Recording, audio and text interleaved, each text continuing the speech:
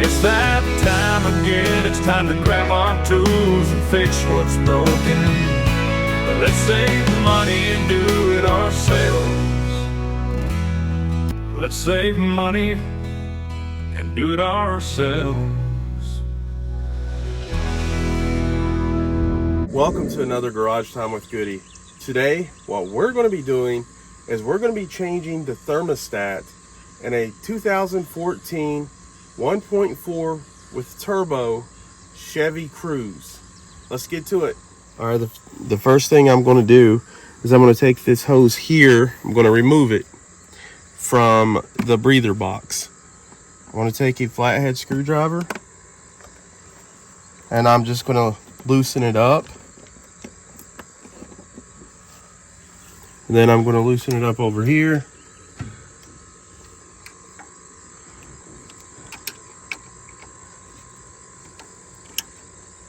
Because we're going to have to access the thermostat, which is located underneath. And you just want to gently wiggle back and forth these hoses once you have loosened it. And then just pull it up out of there. All right, right here is the thermostat housing and the thermostat. It goes up against the engine right here. And this is what we're going to change out. Okay, first, there should be right here, there's a little black piece you just push in. Right here, you want to go at the very bottom of this. I'm going to take a pick and just push up. It's that simple. Just plug in right here. Will then come unplugged. That goes into the sensor of the thermostat.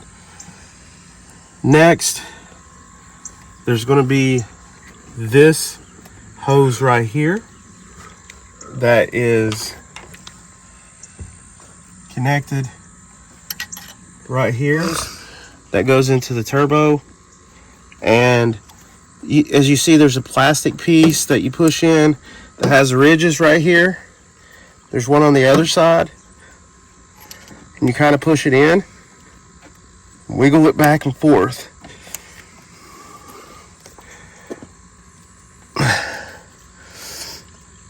It's a little bit harder than you think.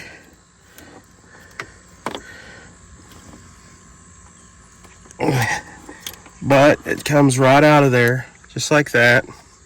Just keep working with it. Be gentle.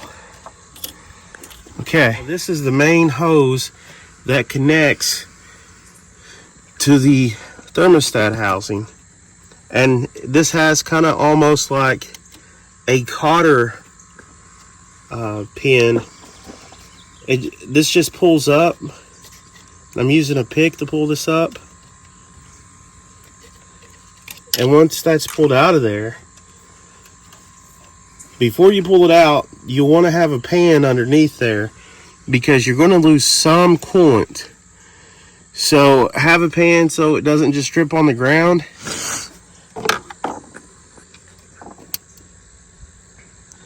Now, an easy way if this is stuck, and this is stuck on me, this hose right here, so I'm going to take a little flathead screwdriver. Then I'm going to put it right above where the hose is. And then I'm just going to push back. You don't have to push it that hard because it's plastic. But it'll come off just like that. And you'll kind of want to put this hose upward.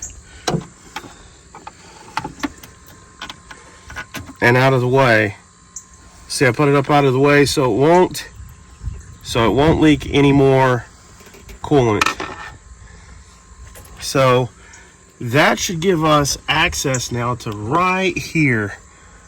And there is going to be one more rubber hose that's connected to the thermostat housing. But I'm going to take that off when I remove the thermostat housing. There's going to be 3 bolts, one here, and one underneath. Like one directly underneath this that you can't see. And then one over here. So there's a total of 3 bolts Now this originally takes an E socket, an E11, E11 socket. Use that to take these bolts off the thermostat housing. And once I've broken the bolt loose, I'm just going to take it out by hand. And I'm going to see if these are all one length. And if they are, it doesn't matter which way that you put them back in.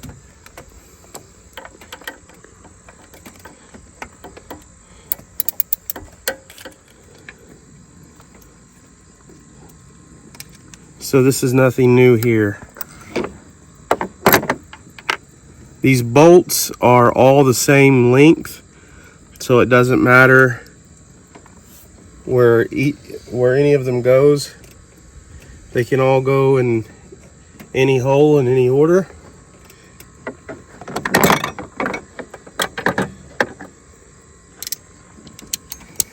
Now we're going to get that one that is directly underneath this one.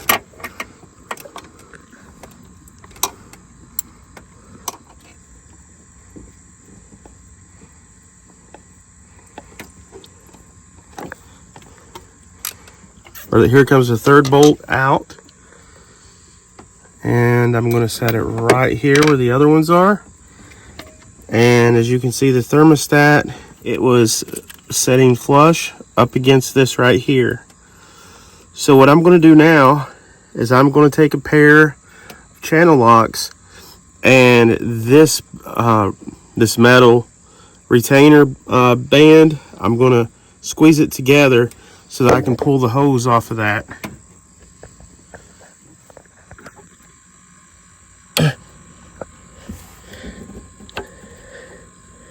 So I've got the metal clip right here. I push this metal clip back with the channel locks, and then now I can take a flathead screwdriver or a pick and pull that hose back. Focusing.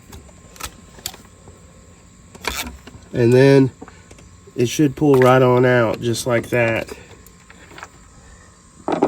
And then this is the old thermostat. So what I'm going to be replacing it with is actually a metal one. These are pretty expensive in your auto parts stores.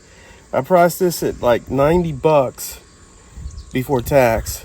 I ordered a metal one off of Amazon for 22 plus tax. Looks like we have a lot of calcium deposits, a lot of debris stuck in this thermostat where it's failed.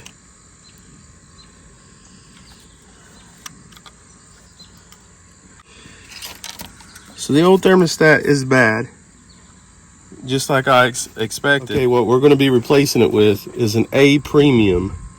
This is a metal version of this. As you can see,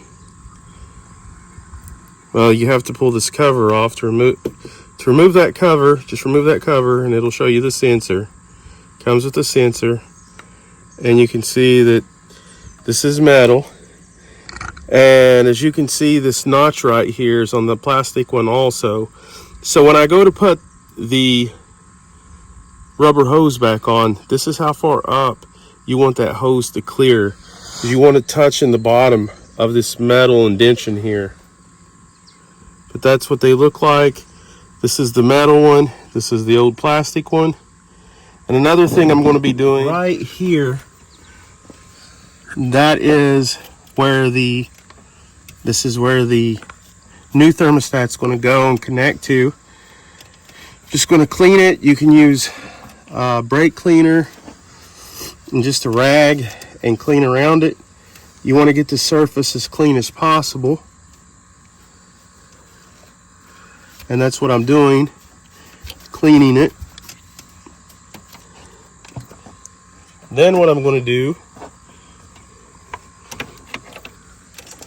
I'm going to get this hose started, which is going to be hard to see.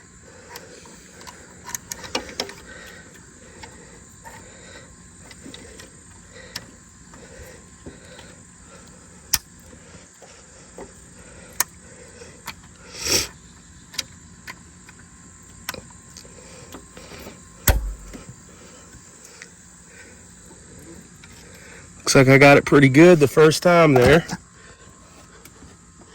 So that I got that hose on, you want to make sure that this the thermostat should already be built on to your replacement here, and so should the gasket. Now I'm going to take each one of these 3 bolts and get it started by hand. A reason to get it started by hand, it's so you don't cross thread it. Now the torque specs for these bolts, these 3 bolts, are going to be 71 inch-pounds or 6 foot-pounds or 8 Newton meters.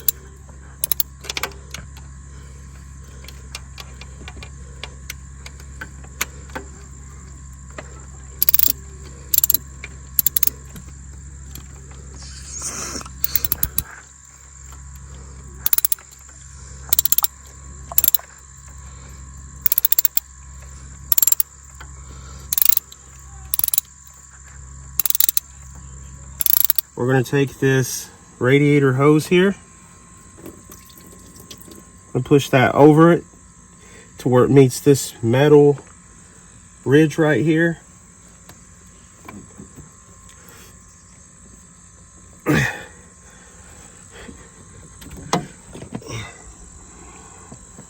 we're going to take the metal clip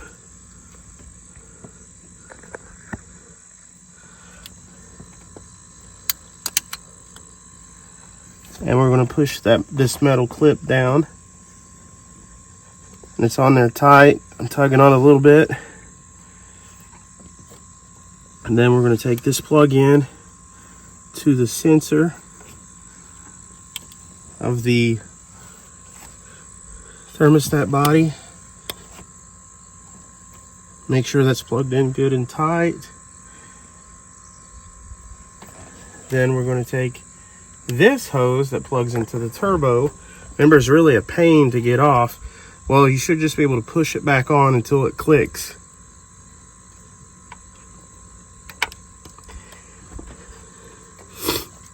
And there, it's clicked into place.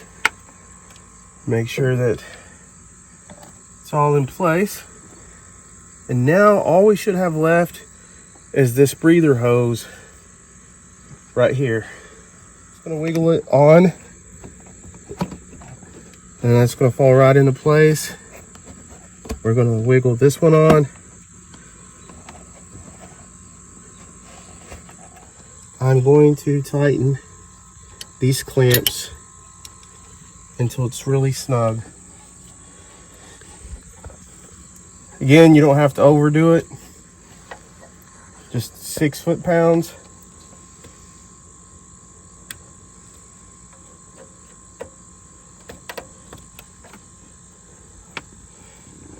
It's tightened down there. Let's make sure this one is tightened down. Alternatively, you can use a socket right here. I believe it's between an 8 and a 10 millimeter. I'm just going to use the regular flathead screwdriver. That's on there good. This is on there good. And now the thermostat has been replaced. Also, the aluminum thermostat I replaced it with opens up at a lower temperature, so it may take slightly longer to warm up the car than the plastic one, but nothing but a couple of minutes, and the car should overall run a little bit cooler. We're going to get the keys, start this up, and let's see what if the thermostat opens up, because it was stuck before, wouldn't open up. Once you have everything back together, you're going to want to fill the overflow tank here, or the reservoir, up until the cold fill line right here. And then you're going to bleed the cooling system, which that is going to be a different video. But I will show you this. To bleed the cooling system, you're going to leave the lid off when you're running the car, and you turn the thermostat on hot all the way up. On the passenger side, by the hose that comes off the breather box, by the cabin filter, you will see this plastic screw that can take either a flathead or a Phillips. You back that out when the car's running at temperature and the thermostat opens up, and you can bleed. That's the bleeder screw, and you loosen that up until you can, air should come through that, and then when nothing but liquid comes through there, you just tighten it back up with about 3 pounds of torque, not very much. You don't want to break it.